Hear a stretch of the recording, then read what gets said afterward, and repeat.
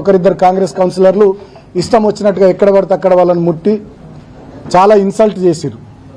So లోపల అట్లా చేసిరు, బయటనేమో మా మీద పోలీసులు లాఠీచార్జ్ చేసి, అదేవిధంగా కాంగ్రెస్ వాళ్ళే మా మీద రాళ్ళేసి నానా రభస సృష్టించి వాళ్ళు మా మీద దాడి చేస్తున్న క్రమంలో ఆత్మరక్షణ కోసం మేము ప్రతిఘటిస్తే మా మీద అక్రమంగా 25 మంది మీద దుర్మార్గంగా కేసులు పెట్టి 18వ తేదీ నాడు ఇదే ఇంటికి వచ్చి నన్ను అరెస్ట్ చేసి ఆదిలాబాద్ జైలుకు తీసుకొని పోయి అక్కడ ఆదిలాబాద్ జైల్లో 16 రోజుల పాటు ఉంచడం జరిగింది.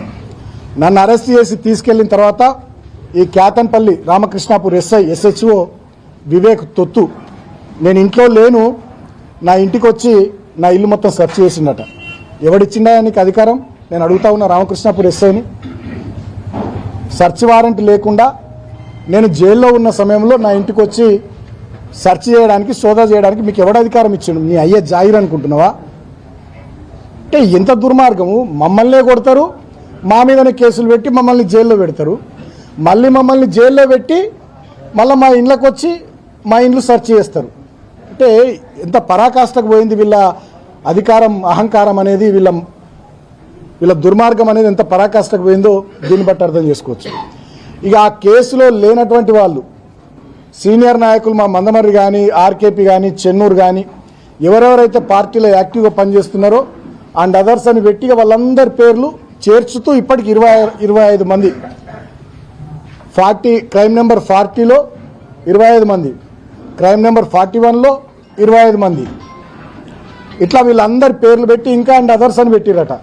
ఇంకెవరెవరి మీద పెట్టాలో వాళ్ళందరి మీద పెట్టుకుంటూ ఇదొక ప్రహసనం లాగా, తెలుగు సీరియల్ లాగా దీన్ని నడిపించుకుంటూ బీఆర్ఎస్ పార్టీ యాక్టివ్గా ఉండేటటువంటి లీడర్లందరి మీద కేసులు పెట్టి అందరినీ జైళ్లకు పంపించాలనేటటువంటి దురుద్దేశము, దుర్మార్గం ఈ ముఖ్యమంత్రి రేవంత్ రెడ్డి, ఈ మంత్రి వివేక్ గారు చేస్తూ ఉన్నారు. చివరికి ఏమాత్రం సంబంధం లేని పాపం మా కోలక్ష్మి అక్క మీద కూడా కేసు పెట్టింది.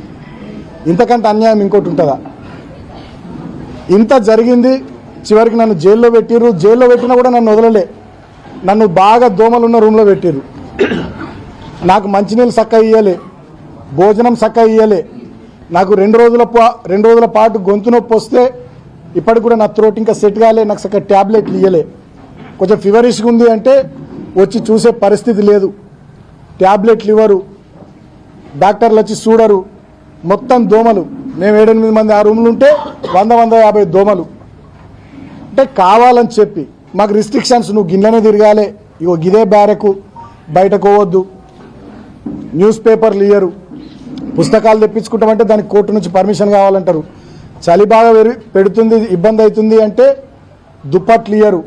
మా శ్రీకాంత్ అని మా అడ్వకేట్ ఒక 3 రోజుల తర్వాత పాపం ఆయన పోరాటం చేసి నేను కప్పుకోవడానికి కూడా దుప్పటి, దానికోసం మా ఆదిలాబాద్ చెందినటువంటి శ్రీకాంత్ అనే అడ్వకేటు 3 రోజులు ఫైట్ చేయాల్సి వచ్చింది. 3 రోజుల ఫైట్ తర్వాత నాకు దుప్పటి వచ్చింది లోపలికి. అంటే ఇంత దుర్మార్గంగా, ఇంత పైశాచికంగా వీళ్ళు వ్యవహరించారు ప్రభుత్వ పెద్దలు. అంతేకాకుండా నాకు మొన్ననే మంచిర్యాల కోర్టులో బెయిల్ వచ్చింది, హైదరాబాద్ కోర్టులో బెయిల్ వచ్చింది, ఎన్నో అక్రమ కేసులలో. చెన్నూరు కేసులో కూడా నాకు బెయిల్ రాలేదు, చిన్న కేసు. కావాలని చెప్పి ప్రభుత్వ పెద్దలు దాంట్లో నాకు బెయిల్ రాకుండా చేశారు. కారణం ఏంది? నిన్న హోలీ పండగ, ఇవాళ నా చిన్న కొడుకు పుట్టినరోజు.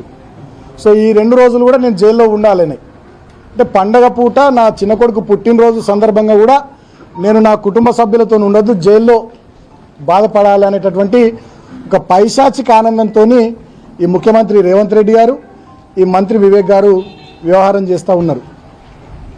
సరే, నేను ఇప్పటికైనా మంత్రి గారిని కోరుతా ఉన్నా, ముఖ్యమంత్రి గారిని కోరుతా ఉన్నా, మీరు నన్ను 16 రోజులు జైల్లో పెట్టిర్రు, అనేక రకాల ఇబ్బందులు పెట్టిర్రు, మమ్మల్ని లాఠీచార్జ్ చేసి కొట్టిర్రు, మా మీదనే కేసులు పెట్టి అక్రమంగా జైళ్లలో పెట్టిర్రు. ఇప్పటికైనా మీ కక్ష తీరింది, ఇప్పటికైనా మీ కడుపు మంట, మీ కళ్ళ మంట చల్లారింది అని చెప్పి నేను అనుకుంటా ఉన్నా.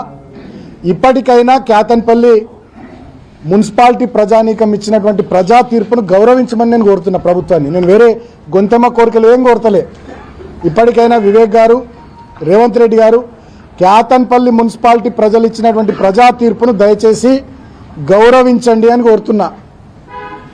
చెన్నూరులో 18 వార్డులలో 11 వార్డులు కాంగ్రెస్ గెలిచింది, మేము 4 గెలిచినాం. అక్కడి ప్రజా తీర్పును మేము హుందాగా గౌరవించినాం. నేనే స్టేట్మెంట్ ఇచ్చిన ప్రజా తీర్పును గౌరవిస్తున్నామని. మరి ఇక్కడ కేతన్పల్లి మున్సిపాలిటీలో 22 వార్డులకు గాను